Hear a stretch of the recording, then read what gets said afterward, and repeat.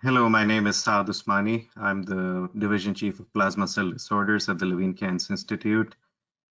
Let me share with you the results of one of the abstracts that I presented at the ASCO 2020 annual meeting. It's a study called the SWOG-1211, which was a randomized phase 2 trial done in newly diagnosed high-risk multiple myeloma patients, randomizing them to receiving RVD with or without elotuzumab as part of their initial therapy. The high-risk definition included patients who had GAP70 high-risk score by gene expression profiling, or they had translocation 1416, 1420, deletion 17p, or chromosome 1q2 abnormalities, including both amplification and gains, or had plasma cell leukemia at the time of their diagnosis, or had elevated serum LDH levels. Patients were allowed to have one cycle of therapy of protocol, knowing that high-risk patients many times present with a lot of symptomatic disease requiring therapy right away. The randomization was between RVD as part of induction treatment for 8 cycles of treatment, followed by continuous maintenance with dose attenuated RVT until relapse progression or intolerance. And on the experimental arm, elotuzumab was added to that whole same schema. Patients were allowed to collect their stem cells if they were transplant eligible, but stem cell transplant was only allowed at the time of disease progression of protocol.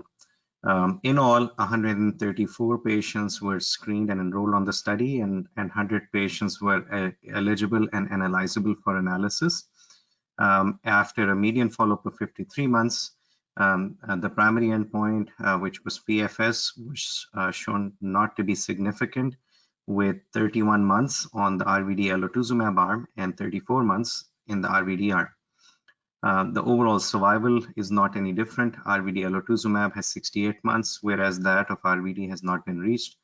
Overall response rate were also not different, 88% for RVD and 83% for RVD elotuzumab.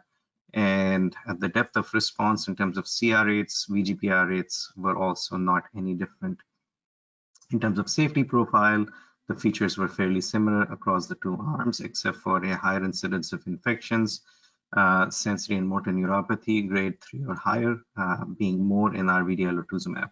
So overall, the addition of elotuzumab did not make an impact for high-risk patients in this randomized phase 2 study. However, the overall median PFS and overall survival that we are expecting for the RVD arm, as well as the RVD elotuzumab arm, appears to be better than the historic controls that we had built this pivotal randomized phase 2 study. The SWOG-1211 is the first trial which is an enrichment design high-risk study that has been done for these patients, and hopefully this will help build a cadre of high-risk trials in the future as a potential benchmark.